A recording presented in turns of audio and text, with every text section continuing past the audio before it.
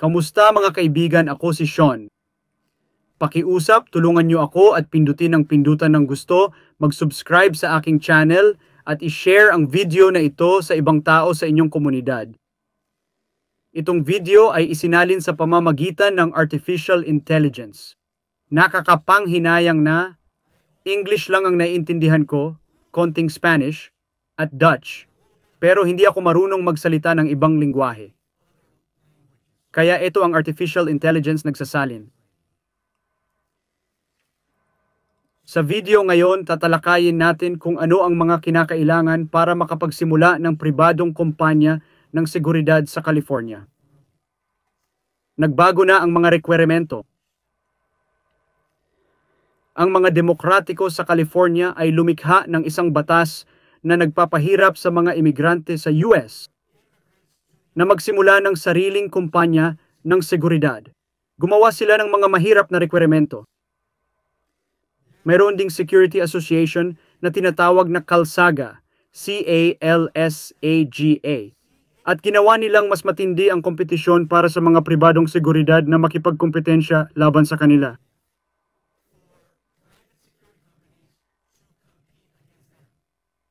Binubuo ng Allied Universal, Securitas at 5 ibang security firms ang pangasiwaan ng CALSAGA at tingin ko, naghasik sila ng problema sa kompetisyon.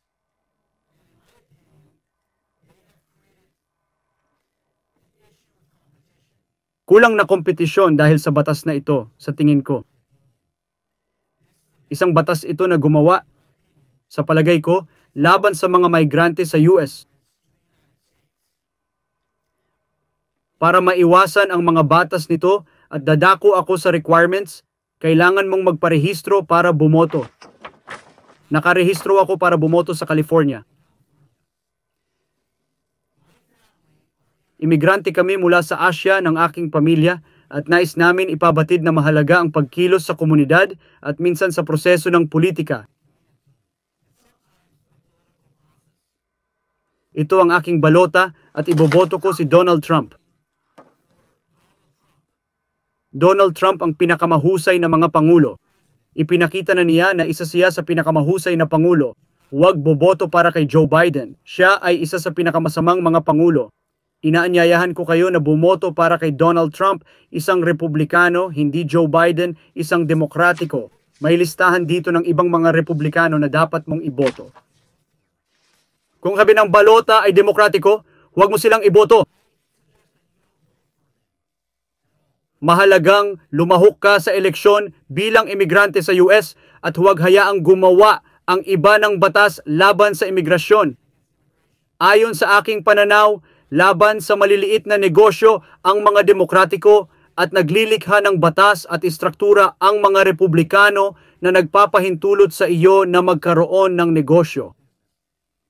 Mahalaga ang maliit na negosyo sa US, lalo na sa California. Ang mga bagong kinakailangan ay dapat mayroon kang 2 taon ng karanasan sa pribadong seguridad, 2 taon o isang kaugnay na larangal, at 1 taon ng karanasan sa administratibo o pangangasiwa na nagtatrabaho para sa isang lisensyadong kumpanya ng seguridad sa California. Ang opisyal na pangalan ng lisensya ng kumpanya ng seguridad ay Private Patrol Operator. Private Patrol Operator po ito. Kailangan mo ng ganitong lisensya. At ang bawat lisensya ng Private Patrol Operator ay dapat may kwalipikadong manager na naka-attach. Upang maging kwalipikadong manager, kailangan mong magkaroon ng 2 taong karanasang seguridad sa US. Kailangan mo rin ng 1 taong karanasan sa ilalim ng kasalukuyang lisensyadong Private Patrol Operator sa California. Kung wala kang mga kinakailangan, hindi ka makapagsisimula ng seguridad na kumpanya. Nilikha ng mga demokratiko kamakailan